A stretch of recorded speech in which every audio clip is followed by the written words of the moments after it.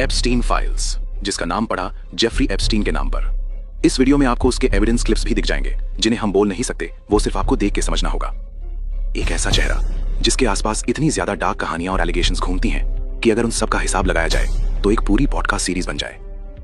कहते हैं wall street के स्ट्रगल के दौरान एप्स्टीन ने एक फैसला लिया था कि पैसा और शोहरत पाने के लिए चाहे उसे किसी भी हद तक क्यों न जाना पड़े। कंस्पिरेसी थ्योरिस्ट्स का मानना है एप्स्टीन कभी अकेला नहीं था, उसके पीछे एक सिस्टम था, ऐसे लोग जो गवर्नमेंट से जुड़े हुए थे और ऐसे नाम जो पब्लिक कभी इमेजिन भी नहीं कर सकती। कुछ थ्योरीज कहते हैं उसके काम इतने डिस्टर्बिंग थे कि आम इंसान उन्हें सिर्फ सपने में भी सोचकर घबरा जाए। एप्स्टीन के खिलाफ जो एलिगेशंस की लिस्ट है वो हर साल और लंबी होती जा रही है। हर कुछ महीने में कोई नया क्लेम, कोई नया डॉक्यूमेंट या फिर कोई ऐसी बात जो सीधा दिल और दिमाग दोनों को हिला दे। अब रिसेंटली इंटरनेट पर कुछ और भी शॉकिंग कंस्पिरेसी क्लेम सर्कुलेट हो रहे हैं, जैसे न्यूयॉर्क के एक पावरफुल पॉलिटिकल फिगर से एप्स्टीन का सीक्रेट बायोलॉजिकल लिंक होने का र्यूमर, या फिर ये थ्योरी कि एप्स्टीन का नाम सतोशी नाकामोटो के साथ जुड़ा जाता है, जो बिटकॉइन के मिस्टीरियस फाउंडर का एलियस माना जाता है। और लोग ये भी कह रहे हैं कि जैसे जैसे एप्स्टीन फाइल्स का जिक्र वापस शुरू हुआ, बिटकॉइन की वैल्यू में इंस्टेबिलिटी दिखने लगी।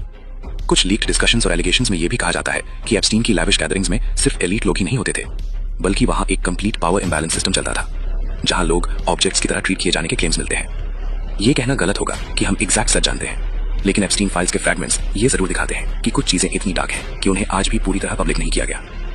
इंटरनेट के डार्केस्ट कॉर्नर्स में और भी एक्सट्रीम र्यूमर्स मिलते हैं, जैसे elite ritualistic practices, symbolic dominance theories और ह्यूमन मोरालिटी के खिलाफ जाने वाले claims.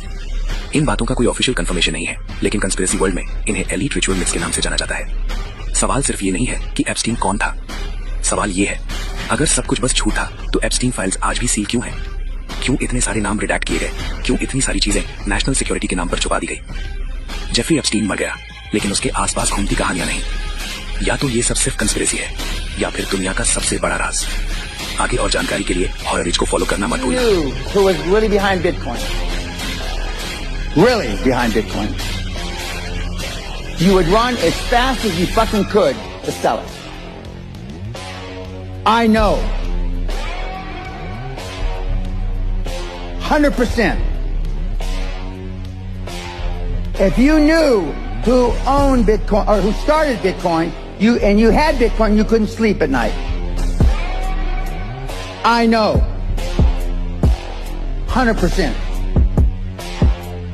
And when the real founder of Bitcoin comes out, it is my humble opinion, and there's nothing humble about me, Bitcoin will go to fucking zero. One day. And a microsecond.